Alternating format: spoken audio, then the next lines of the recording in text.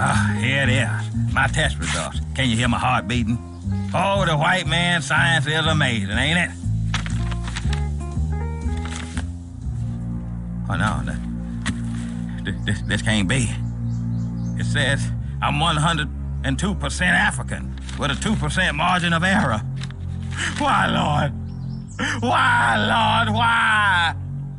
What's up, guys, gals, people, whoever decides to tune in and watch this? This is episode 3 of today's downfall. The next episode will be Monday. I do not think I'll make episodes over the weekend. I may release shorts. That's probably what I will do, is some short clips, and that's about it. So, we've got 3 things that we're going to hit on today. About Biden. He had a town hall. Going to be talking about NPR's hit piece on Ben Shapiro. Um, a couple little clips, or not clips. They're all articles. Nothing really clip worthy today. So yeah, just read over some articles, discuss those a little bit. But some of the things that I'd like to talk about, and I think I'm gonna do this every Friday, is a little bit more of an open discussion of just like whatever's on my mind through the different parts of the week. And today I'm really hanging on Dr. Fauci. The media, mainly leftist and liberal media, is really putting out that Dr. Fauci is being attacked and that science is being attacked, and they were, just going after millions of or hundreds of doctors and all of the hard work that's been done for COVID and the vaccines. And that's really, I don't think at all what's going on, in my opinion. I do think we're going after Fauci, and I think it's very justified that we're going after Fauci. He has not been honest. He's a squirrely guy. None of us voted for him to be in the position that he's in, and yet he walks around like, especially in the beginning, he just walked around like he is the ultimate authority over this. And now he's backtracking. He says, "No, I never helped them come up with regulations. I never worked with Facebook to decide what is the correct information or misinformation." And it's very dishonest. And there's at least 2 times that we know for a fact that he lied to the American populace, like just straight up didn't care, lied. Um, and then when it comes down to this whole, even if it's like indirect funding, he knew what was going on in that lab. He's way too closely connected to the lab to not know what's going on in the lab. Now, during the first sets of hearings and stuff like that, he did not think that it was going to come back to him. Then, of all places, BuzzFeed News released all the emails, and it's not looking good for him. As far as public opinion, like I said, I do not believe there will be any kind of punishment to go his way, but the public opinion is definitely gone down, even as far as moderates and leftists and that whole side of the fence. It's not looking good, which is fine. Like, I don't think he should have been in that position for as long as he's been in. He completely slaughtered the AIDS epidemic, and that's a whole nother story. But I mean, it's time for him to go. Even if he doesn't get punished, like, he needs, somebody new needs to come into that position, and it doesn't need to be a one-man position. That should be like a team of 5 or 6 doctors. Like, what is this one guy? Anyways, I hate Fauci. I hate him with a passion. I don't like the way he talks. I don't like the way he looks. Fuck Fauci. So my video yesterday, it got age restricted. I'm not sure why. It could be because of the Jackass trailer. Um, that's the only thing I could think of. But it also could be if I slipped in a few cuss words in there. I'm not sure. I'll have to look up terms of service. Um, I'm not sure if curse words, even in a small sense, get you demonetized. So I'll definitely look into that. But the age restriction, the main thing I don't like about it is it reduces shareability and how much it gets pushed out there, which kind of sucks, you know. Um, Next topic would be, let's talk about this Delta variant for a little bit. It's getting people even that are vaccinated, but it's still very beneficial. Even if you get it, it can help reduce severity. It can help reduce the severity of the COVID itself. Now, everything's with risk. You should definitely research on your own. I do not think vaccines are bad. I do not think that there is anything malicious about them. Now, it is scary because it's not FDA approved, but the thing is the FDA is no more than the other doctors that are telling you to get vaccinated. I'm surprised they really haven't rushed to FDA approval. I think they're actually doing that to help public opinion because I feel like if they just slapped FDA approval on there, there'd be even more antitrust. So we'll see how that goes. But I think it's safe. mRNA, it works in the same sense that most vaccines work, as like a flu vaccine gives you a dead version of the virus. You body produces antibodies for it. That way, if the flu comes near you, you actually fight it better. It doesn't stop you from getting the flu, but it helps your body be prepared for the flu. So now the way that corona works, it's RNA virus. So it protein, the little spikes on it, they attach to a cell in your body, and that cell produces more COVID virus, and it uses your body as a little mini factory to make more of it. And so the mRNA attaches or goes to a cell, gives your cell a blueprint to produce just the spike protein that COVID has, and that spike protein uh, being produced, your immune system fights off the spike protein, fights off the mRNA vaccine itself, and that way, if COVID comes in, it's like, oh, there's those spikes I need to get, and it helps your body prepare. It just it's not changing your DNA. It's not doing anything insane. It's a simple method of telling your immune system this isn't good for you before it gets to you. The reason we get sick is because when something comes to us and it takes our body a couple days or a day to get rid of whatever you're sick from, uh, that's why you get sick. You get your fever. You have the sickness, and then your immune system fights it off, and it goes away. It's the same with COVID. COVID is just a little bit more extreme than the common cold, which the cold is actually a coronavirus, by the way. Anyways, besides the point, I recommend everybody get vaccinated. I don't think it's bad, but I'm not a doctor, so you do you, really. I think public choice is more important than, you know, going knocking on everybody's door. We'll see how it goes. This Delta variant, though, it's going to put us in lockdowns. I don't think it's avoidable at this point. I think fall's getting closer. It's almost the end of July, and we got August, and fall's going to come. And I think, like right now, the elderly population, I think they said it's 80%. That's really good, but it's like the 12 to 20 to 30 kind of area that's I think maybe 30% is vaccinated. It's not high at all. So we're definitely going to see more lockdowns. We're definitely going to see masks. We're going to see a lot of upset citizens. Maybe the news media will get some more viewers once everything starts popping off again. Yep. So let's jump into these stories. All right. On this next article, this is from NPR talking about Ben Shapiro and how he gets way more attention than mainstream media, and they don't like it. So before I get into this, I am not a fan of Ben Shapiro. I can't stand him. I don't like his voice. I don't like a lot of the times he speaks up. I think he's super ignorant. He is a smart dude.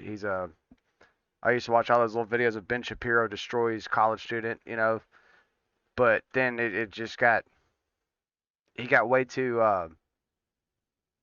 I guess almost like some of the stuff this article talks about, polarizing. Like the way he speaks against everything left and everything liberal, I think is dumb.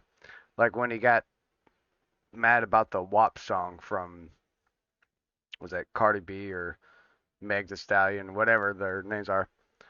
Like some of the things that he talks about is just stupid. It's very stupid. He should just not shut up. And if he did shut up, I think he'd be a lot more respected around the community of moderates, or whatever. I can't stand his voice though. The way he talks is just he's very punchable. Anyways, outrage is a business model. How Ben Shapiro is using Facebook to build an empire. So now here's another thing with there's been a couple like people on the news. I think Ben, I can't think of his last name of CNN. Ben Staten, yeah, on CNN, who's super. He thinks Fox News should be off the air. He thinks Facebook should, ban everything conservative. Just really kind of overstepping your rank there, sir, kind of stuff. And that's what this article I think is trying to do, is trying to get people to tell Facebook to get Ben Shapiro off of there. And now the thing is NPR and mainstream media and stuff like that, they don't care what Ben Shapiro says. They care about the viewership he's taking. They don't like that he's getting attention over them. So it hurts their bottom dollar. They could give two shits about what he actually says. Anyways, in 2021, Ben Shapiro rules Facebook. The conservative podcast host and author's personal Facebook page has more followers than the Washington Post, and he drives an engagement machine unparalleled by anything else in the world's biggest social networking site. An NPR analysis of social media data found that over the past year, stories published by the site Shapiro founded, called the Daily Wire, received more likes, shares, and comments on Facebook than any other news publisher by a wide margin. Even legacy news organizations that have broken major stories or produced groundbreaking investigative work don't come anywhere close. Look at them pat their own fucking back. Uh, which really the NPR, I don't have any tussles with the NPR. This article I think is dumb. This article is very dumb. It's getting mad that somebody's doing better than you. Like, get over it. Uh, and they're saying the way that he's doing it is because of his polarization and his outrage and his clicks, which the entire media state right now is clicks. It's all good headlines. Get the headline, get the clicks, get the comments, make people mad before they even read the article, make people scared before they read the article. And that's really what this goes into. Like, they talk about one of his headlines right here, book review, proof that wokeness is projection by nervous racist white women who can't talk to minorities without elaborate codes. Yeah, tens of thousands of shares.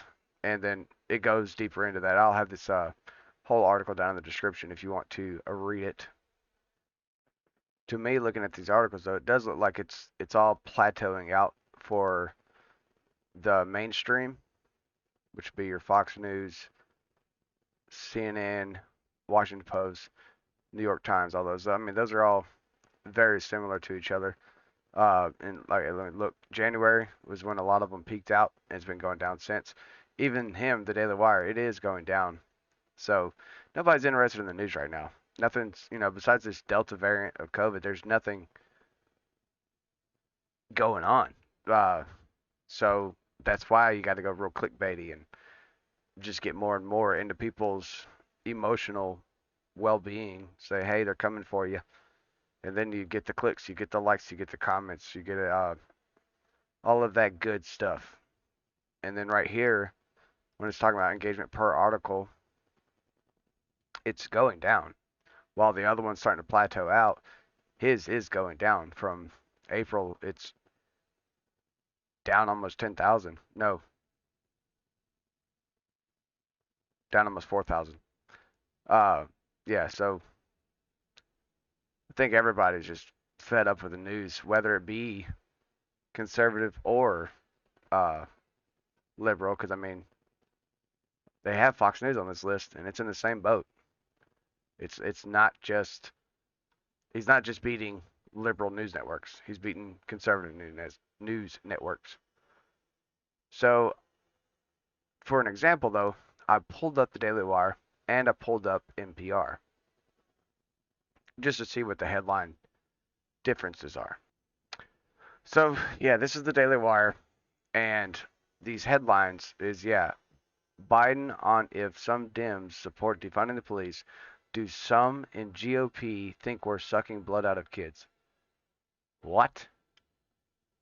Biden on if some Dems support defunding the police. Do some in GOP think we're sucking blood out of kids?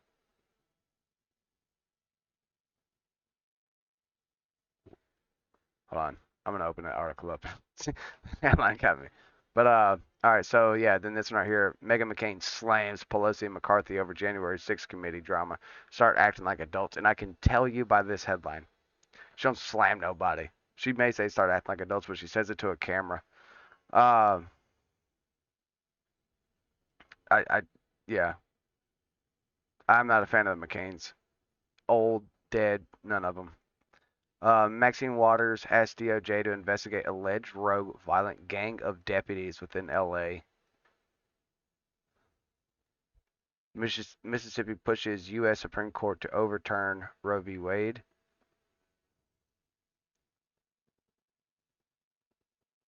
The best thing you can do for America. See, none of these I think are over crazy. Ex-Obama doctor predicts Biden to resign or face 25th Amendment, a national security issue.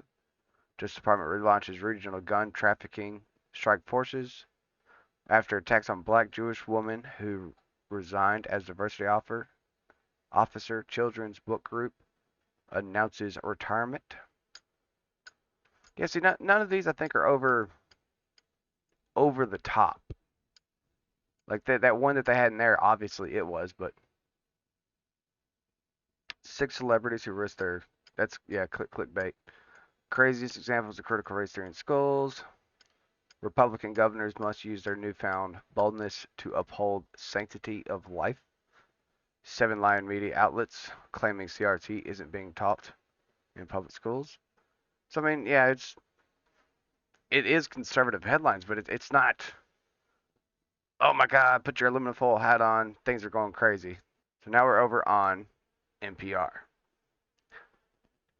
Georgia County tried to help everyone facing eviction. Now a crisis looms. The Delta variant will drive a steep rise in U.S. COVID deaths, a new model shows. Voters prevail in Missouri, 275,000 to gain access to health care. The Lambda variant, what you should know and why experts say not to panic. Public health experts calling CDC to change its mask guidance. Yeah, I don't think NPR is that bad either. But like I said, I don't really have any tussles with NPR. They've usually been, they're left leaning, but it's not terrible. It's not as bad as some of these are. So, but really quick, I want to end on to see what the fuck this was talking about. Biden on if some Dems support defunding police. Do some in GOP think we're sucking blood out of kids? Biden on if some Dems support defunding the police.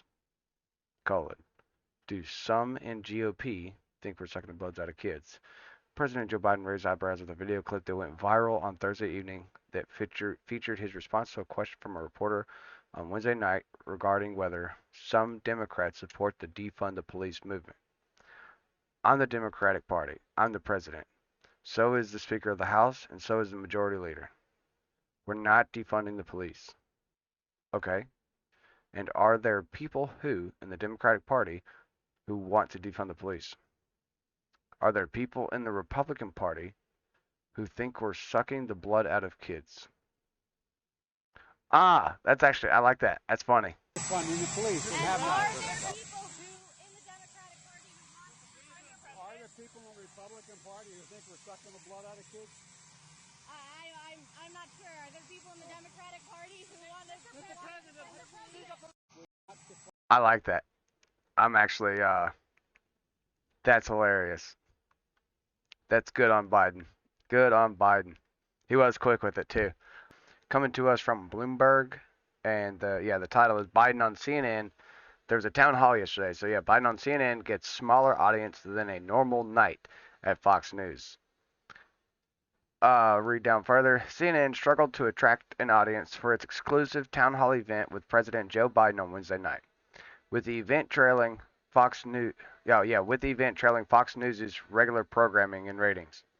The cable news network averaged fewer than 1.5 million viewers from 8 p.m. to 9:30 p.m. Eastern, with 306,000 in the 25 to 54 demographic, most sought by advertisers. That compared with 2.7 million for Fox News, with 464,000 in the key demographic, according to Nielsen data shared by the network. CNN has seen ratings slide following the 2020 election and its aftermath, which riveted viewers. These days, even booking the president is no guarantee that a large audience will tune in. In total viewers, CNN trailed both Fox News and MSNBC. Then it just continues on a little bit. But yeah, this is something that we've all seen. I think it's been spoken about many times.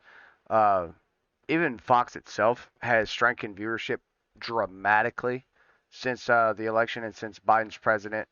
He's boring. That's something Bill Burr pointed out. But he's also like, it's just there's nothing entertaining. There's nothing, like, he doesn't run the show. He's no more important than Schumer or Pelosi or Mitch McConnell. Like, in my opinion, I don't think he's doing anything right now for the country. It's all everybody else in the background pulling the strings. That I don't think he makes a single decision. Yeah, so this is something that we've known. It's been joked about, and CNN is still trying to get that viewership back. And so one of the things they're doing is they're still talking about Donald Trump, even though it's 2021 and we still got 3 years until the next election. So they're running themselves into the grave. Thank you all for watching. Like, comment, subscribe. I will see you Monday.